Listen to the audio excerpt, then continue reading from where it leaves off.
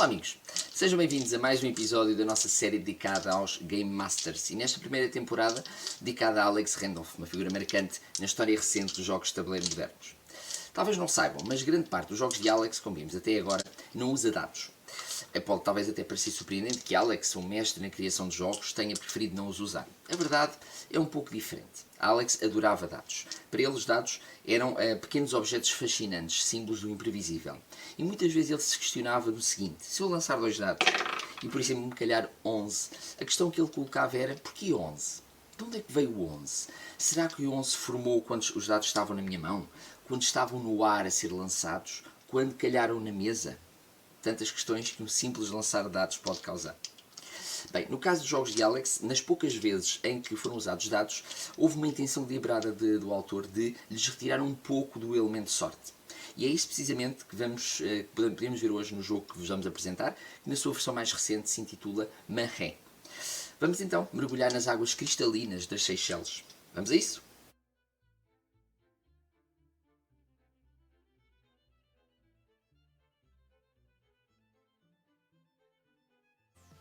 Ora bem, vamos então falar um bocadinho deste jogo, Mahé, da autoria de Alex Randolph. Primeiro que tudo dizer-vos que este jogo é originário, foi criado nos anos 70, em 1974, foi quando foi lançado, com outra temática, que era a temática sobre cangurus.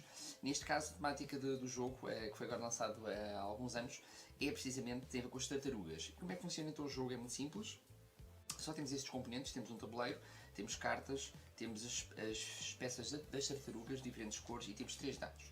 No fundo funciona da seguinte maneira: cada jogador pode ser até 7 jogadores, cada jogador escolhe uma tartaruga. É um jogo que funciona muito bem a partir de 4 jogadores, 3 também, mas 4 eu acho que será sobretudo interessante a partir de 4 jogadores, e cada jogador escolhe a sua tartaruga. Depois, o que acontece é, do baralho de cartas que existem aqui, são retiradas 4 cartas, que não vão ser utilizadas durante o jogo, são postas de parte. Ficamos aqui com 20 e elas são colocadas aqui neste espaço. Se vocês repararem, temos aqui uma ilha, a representação de uma ilha, e temos à volta da ilha a representação de 21 espaços com tartarugas. O objetivo vai ser: as tartarugas vão andar sempre à volta da ilha e sempre que passam na casa 21 vão recolher uma das cartas aliás, que tem um conjunto de ovos. O objetivo no final do jogo vai ser ter o maior número possível de ovos. Depois, como é que se processa? Existem 3 dados e na vez do jogador, cada jogador o que faz, primeiro de tudo, lança um dado. Por exemplo, vamos imaginar este caso, podemos começar aqui com o verde, lançou 2. O que é que acontece? O jogador, para poder avançar com a sua tartaruga, não pode ter no total mais de a pontuação de 7. E o que acontece? Ele neste momento pode avançar 2 ou pode tentar lançar um segundo dado para adicionar a estes 2 mais números, mas não pode adicionar de forma a ultrapassar o 7. Por exemplo, ter 8 não pode ser, ou seja, não lhe pode calhar um 6, porque 6 e 2 já 8. Vamos ver, ele lança um segundo dado e calhou precisamente 6. Ou seja, 6 e 2, 8, quer dizer que ele ultrapassou o 7, então ele não vai andar. Para já, passa a vez. Passamos agora, por exemplo, aqui para o jogador rosa. Ele faz a mesma situação, lança um dado, calhou num 4.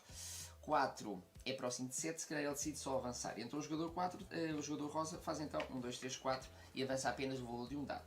Passamos para outro jogador, pode ser aqui o amarelo, ele lança também um dado, calhou 3. 3 está ali a meio termo, vai tentar lançar um segundo dado para ver se consegue ter um número não muito alto. Vamos ver? Muito bem. Calhou 2 dados, calhou um 2 agora. 3 e 2, 5. Ele fica por aqui e o que é que vai acontecer? Ele não anda 5. Isto vai ser multiplicado. 3 e 2, 5. 5 vezes 2, 2 dados dá 10. Então ele vai até à casa 10 logo. Por isso há aqui uma vantagem em lançar o máximo possível de dados com o número mais baixo possível, de forma a não ultrapassar 7. Por exemplo, um jogador que lhe calhasse, imaginem assim, era excelente, porque o jogador, o que ele ia avançar aqui 3, 4, 5, 6, 7, isto iria multiplicar por 3, 21, e o jogador, vamos imaginar que era este vermelho por exemplo, iria logo imediatamente para esta casa. Está bem? Por isso, no fundo é, o valor só de um dado anda-se esse valor, 2 dados multiplica por 2, 3 dados multiplica por 3. Mas nunca ultrapassando no soma dos dados que o jogador decide o valor de 7. Por isso há sempre aqui uma decisão dado a dado, cada jogador é que decide. Pode acontecer no meio do jogo, por exemplo, haver a situação de que alguém jogue e cai em cima de outro jogador. Por exemplo, há aqui uma tartaruga, calhou 3 e ele calhou, por exemplo, aqui. O que é que acontece nesta situação?